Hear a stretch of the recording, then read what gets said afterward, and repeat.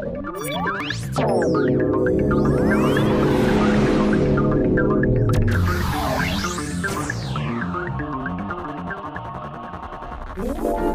semuanya, kembali lagi dengan saya Sinta Kevin Senturi dengan nomor induk mahasiswa 420530011 dalam mata kuliah Praktikum Statistika.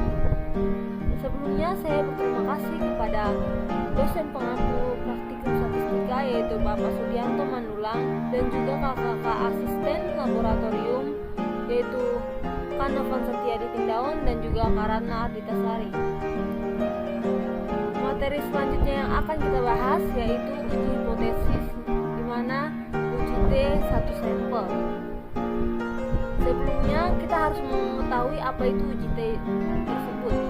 Uji T merupakan uji statistik dan digunakan untuk menguji kebenaran atau kepalsuan hipotesis nol, di mana uji T pertama kali dikembangkan oleh William Shirley Gosset pada tahun 1915. Awalnya ia menggunakan nama samaran student dan huruf T yang terdapat dalam istilah uji T dari huruf terakhir nama beliau.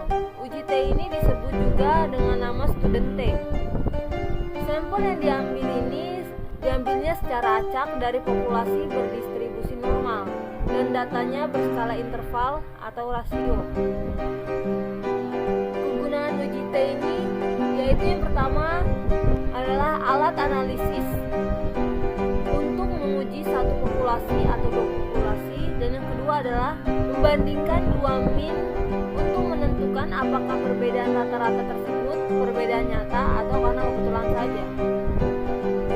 Penggolongan uji T terbagi menjadi dua, yaitu satu sampel dan dua sampel, di mana dua sampel ini terbagi lagi menjadi dependen dan independen, di mana itu dependen adalah berhubungan dan independen adalah terpisah.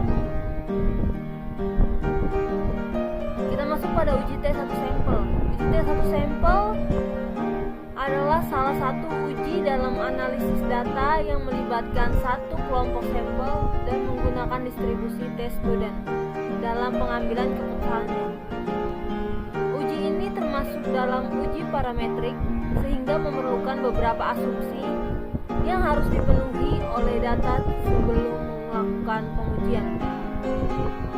Asumsi-asumsi tersebut yaitu adalah yang pertama adalah variabel uji kontinu baik berupa interval maupun rasio, dan yang kedua itu ada data sampel berdistribusi normal atau secara aproksimasi, dan yang ketiga yaitu skor pada variabel uji saling bebas satu sama lain.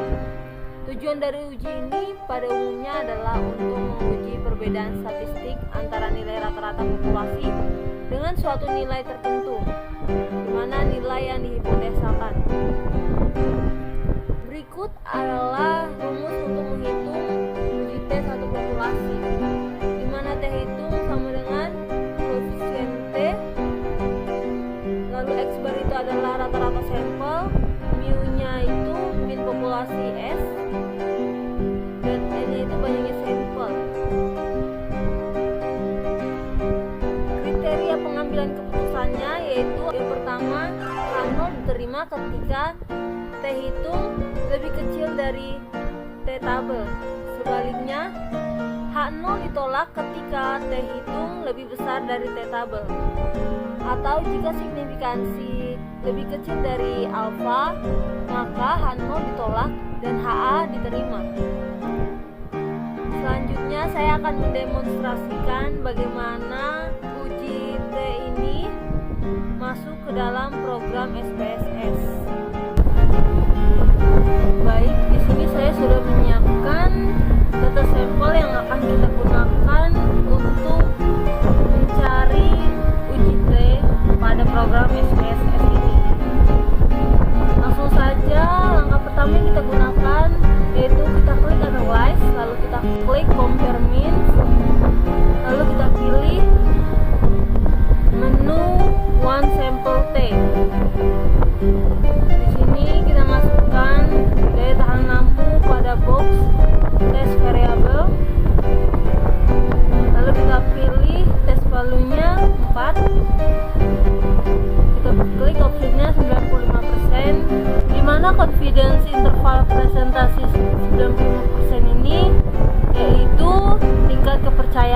presentasinya. Lalu kita klik continue, lalu kita klik OK.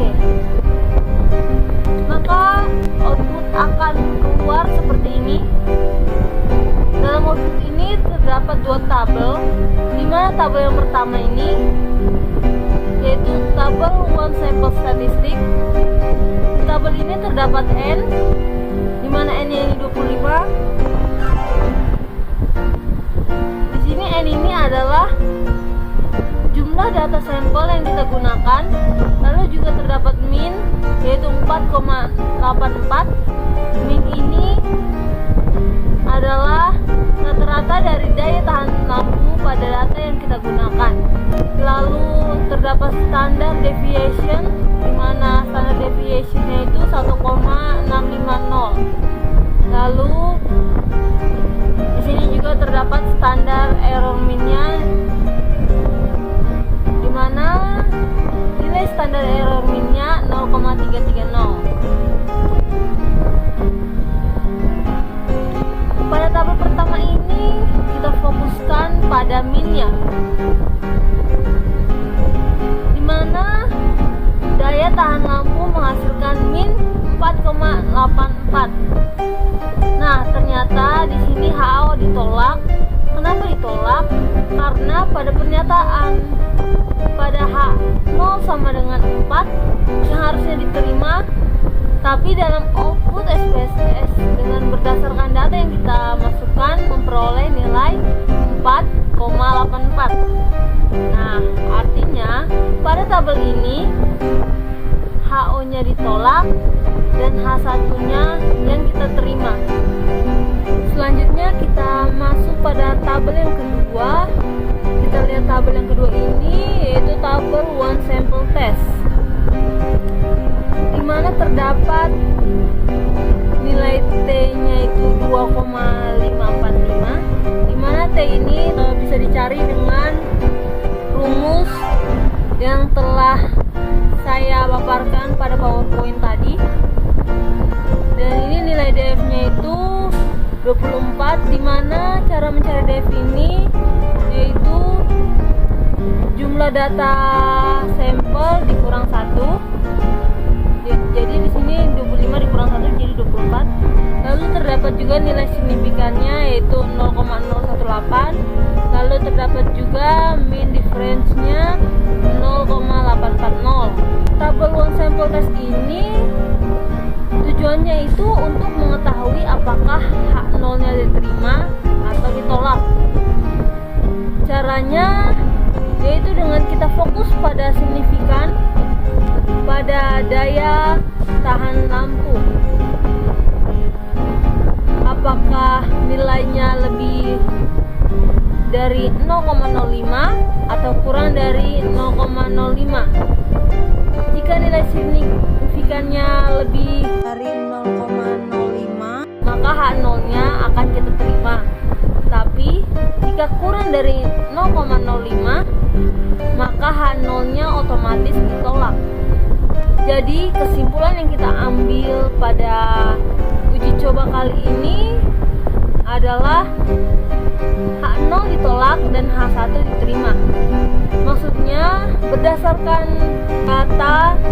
rata-rata yang didapat dalam sampel data, daya tahan lampu tidak sama dengan 4, atau dalam berdasarkan hasil outputnya, berdasarkan hasil output yang kita cari dapat nilai min-nya itu 4,84 dan signifikannya 0,018, di mana H0-nya ditolak karena kurang dari 0,05. Sekian pemaparan materi dari saya, kurang lebihnya mohon maaf, dan sampai jumpa pada pertemuan selanjutnya. Terima kasih.